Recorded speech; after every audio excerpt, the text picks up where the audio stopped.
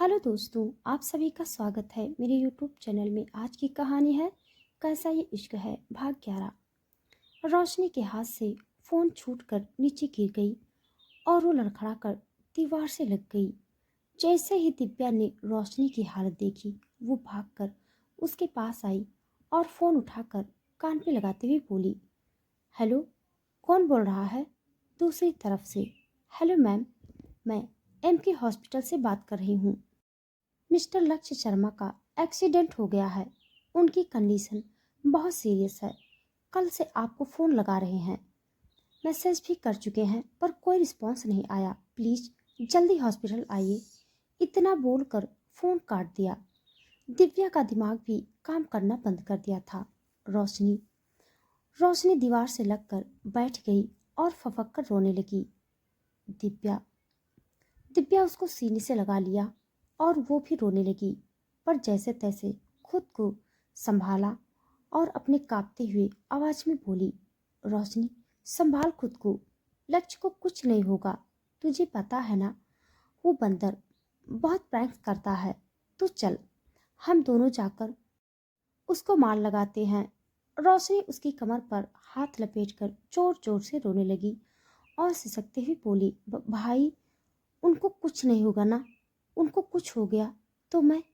रोशनी कुछ बोल ही नहीं पा रही थी। उसकी बात सुनकर दिव्या थोड़ी गुस्सा करते हुए बोली, चुप कर, ऐसा कुछ नहीं होगा, चल हॉस्पिटल चलते हैं। दिव्या ने रोशनी को उठाया और दोनों हॉस्पिटल के लिए निकल गए। रोशनी दिव्या आईसीयू के बाहर वेट कर रहे थे। रोशनी की आंखों से आंसू रुकने के नाम ही नहीं ले रही थी। दिव्या रोशनी के कंधे पर हाथ रखकर बोली, सब ठीक हो जाएगा यार, कुछ नहीं होगा। डॉक्टर बाहर आए। उनके आते ही रोशनी झट से उठकर उनके पास गई और रौंदी आवाज में पूछी, भाई, भाई कैसे हैं? वो ठीक है ना डॉक्टर? डॉक्टर बोले, देखिए, अभी कुछ नहीं कह सकते। उनकी कंडीशन बहुत सीरियस है। हम अभी कुछ नहीं कह सकते। रोशनी के पैर लड़खड़ा गए। दिव्या उसको पकड़कर बिठा दिया। रोशनी उसके कंधे पर सर रखकर रोने लगी। दिव्या भी अब खुद को ज्यादा कंट्रोल नहीं कर पा रही थी। वो भी रो पड़ी।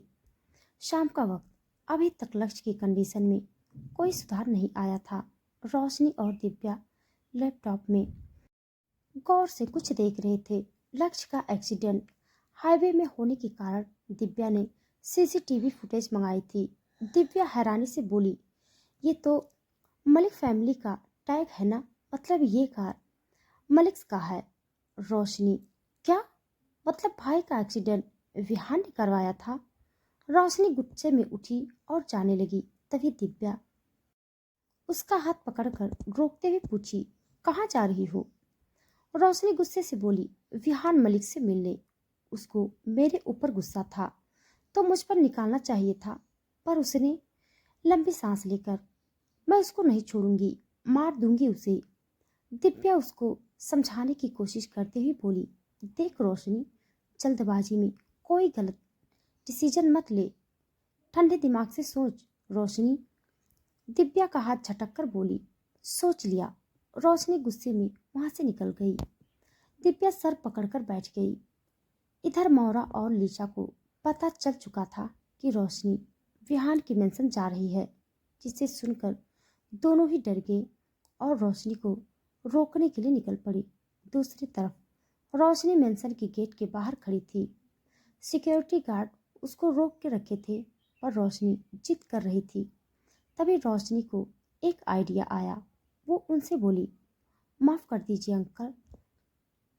इससे पहले वो कुछ समझ पाता, रोशनी ने उसकी गर्दन पर वार कर दिया और गार्ड बेहोश होकर गिर गया। रोशनी बोली, सॉरी अंकल, मेरे पास और कोई रास्ता नहीं था। आपकी बॉस को तो आज मैं जिंदा दफना दूंगी। रोशनी इतना बोलकर गुस्से में मेन गेट खोली और अंदर चली गई। उसके अंदर जाते ही गेट अपने आप ही बंद हो गया। रोशनी आवाज सुनकर मुड़ी और हैरानी से गेट को देखते हुए बोली, ये अपने आप कैसे बंद हो गया? मुंह बनाते हुए, ये भी अपनी बॉस की तरह अजीब है। रोशनी सर झटक कर जाने लगी। रोशनी को कुछ अजीब फीलिंग आ रहा था, जैसे कोई उसके पीछे से जोर जोर से सांस ले रहे हो, उसका नाम पुकार रहे हो। रोशनी अपनी भ्रम समझकर आगे बढ़ती, तभी नीचे से एक हाथ उसके पैर पकड़कर जोर से खींचता है, जिससे रोशनी एक जोरों की चीख के साथ मुंह के बल नीचे गिर गई और खुद को संभालकर जैसे ही नजर उठाकर देखा तो हैरान रह गई। वहां के सारे मोहल्ले ही बदल गए थे। अब तक जो सुंदर गार्डन में सुंदर पेड़ पौधा दिख रहा था, वह एक विचित्र और डरावने पेड़ के रूप में तब्दील हो गया था। वो जगह बहुत डरावनी हो गई थी। चारों ओर अंधेरा छा गया था। रोशनी समझ नहीं पा रही थी कि यहाँ क्या हो रहा है। वो उठी और मेंशन की तरफ देखा कि वो भी डरावनी भूत बंगला लग रहा था। रोशनी डरते हुए चारों तरफ देखी। कहीं सारे लाल आंखें उसको घूर रही थी। रोशनी डरते हुए अटक अटक कर खुद से बोली, ये मैं कहाँ आ गई? कहीं गिरते वक्त मेरे सर पर चोट लगकर मैं मर तो नहीं गई, और कहीं मैं नरक लोक में तो नहीं हूँ। रोशनी इधर उधर देखते हुए रौंदी सूरत बनाकर बोली, हे भगवान, ये कैसी अनन्या है। प्रभु, मैं तो विहान से अपने सवालों का जवाब मांगना चाहती थी और आपने मुझे इतनी जल्दी उठा लिया। उठा तो लिया, पर नरक लोक में क्यों भेजे? मैंने ऐसी क्या गलती की थी? रोशनी खुद से बड़बड़ाई जा रही थी, तभी तेज रफ्तार में आकर उसके हाथ पर वार किया और वो खुद को संभाल नहीं पाई और दर्द से नीचे गिर गई। उसके हाथों से खून पानी की तरह बह रहा था।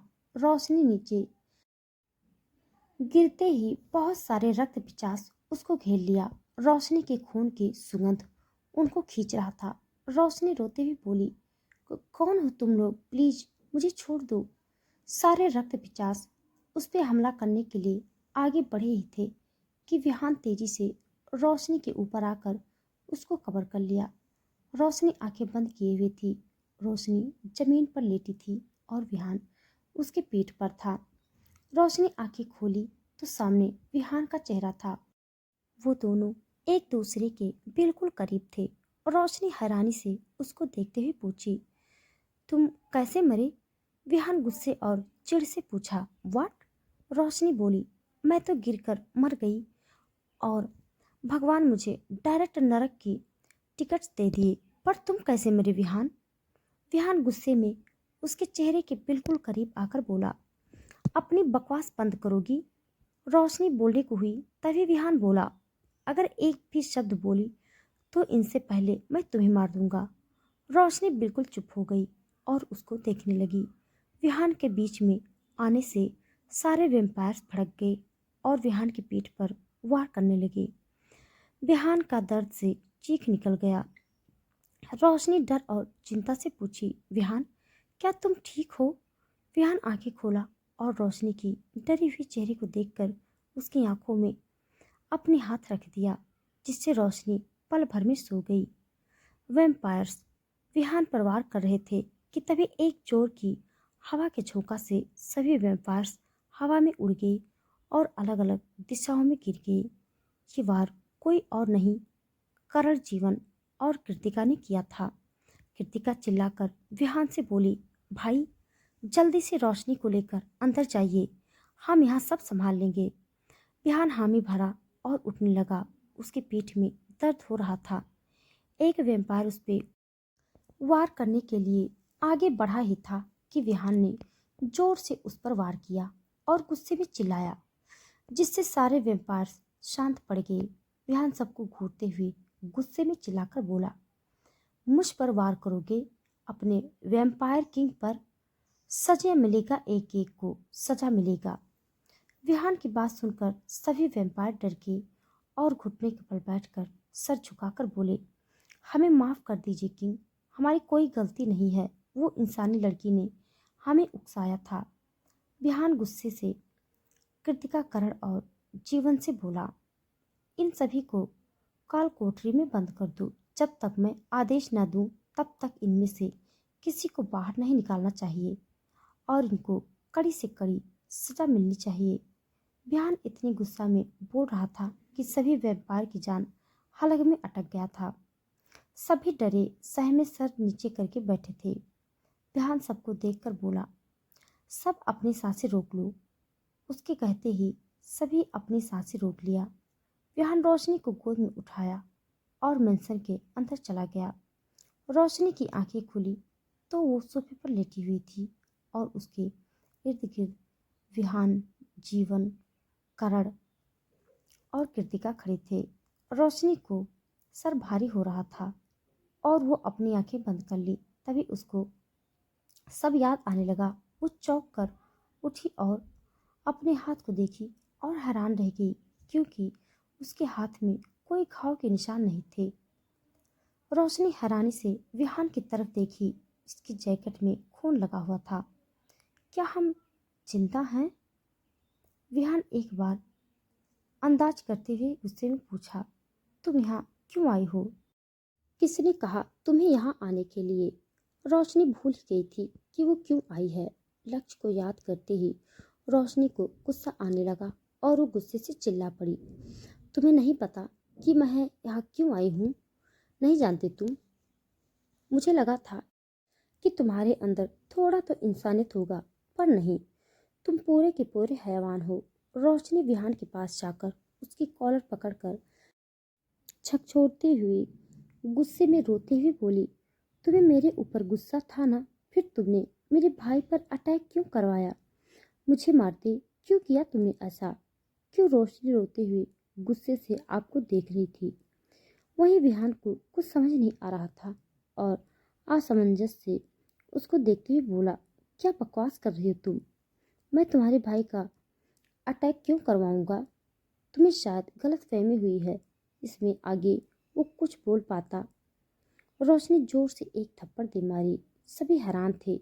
सबको ये इंस्पेक्टर था। विहान गुस्से में उसको देखने लगा। तभी रोशनी दूसरे गाल पर थप्पड़ मार दी। अनिका धीरे से बोली, गलत कर दिया रोशनी जी। अब भाई से आपको कोई नहीं बचा सकता। रोशनी जैसे ही फिर से मारने के लिए हाथ उठाई, विहान ने उसका हाथ पकड़कर पीछे मोड़ दिया, जिससे रोशनी की दर्द से आह निकल गई। विहान गुस्से में एकदम से उसको खींचा और उसका हाथ उसकी कमर पर लगा दिया। रोशनी दर्द से करा उठी। विहान गुस्से में उसको घूर रहा था। उसकी आंखें का रंग बदल रहा था। उसकी आंखें सुर्ख लाल हो गई थी और उसकी गर्दन में काली नसें उभर रही थी।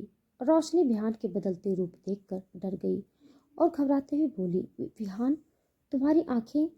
रोशनी डर से कुछ बोल ही नहीं पा रही थी। विहान गुस्से में दांत पीसते हुए बोला, शायद तुम भूल गई पिछली बार क्या हुआ था तुम्हारे साथ।